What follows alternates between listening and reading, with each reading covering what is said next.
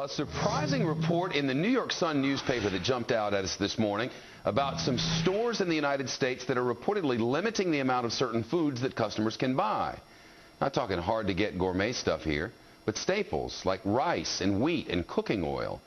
We're told some, either people or businesses, are hoarding this stuff and stores can't keep them in stock on the shelves. It's the kind of thing that we hear about third world countries, but it's reportedly happening in New York, California, and parts of New England.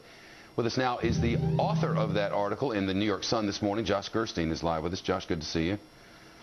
Great to be here. Who's hoarding food, and what stores aren't letting us buy all we want?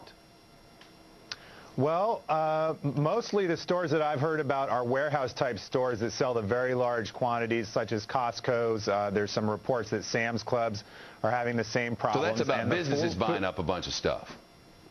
Right, but it's also the places that many people go to buy their own stocks. You know, if people use a lot of rice every day, for example, they might buy a 25 or a 50-pound bag, and that's also what some businesses are looking for. And those people are finding when they go to these stores that oftentimes there isn't any rice at all on the shelf, or there may not be any flour, and if there is, they might be limited to just one of those large packages, depending on how much they bought in the past. What began your research for this article? What made you think of reporting on such a thing?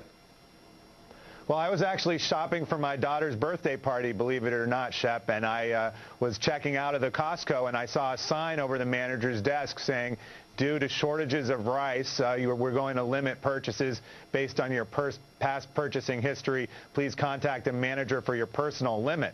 And, you know, I've been in this country for many decades now, and I have never seen anything like that in any store when it comes to people buying basic things like flour, rice, or oil. I wonder if we ought to be concerned about that going forward. Is this a sign of things to come, you know?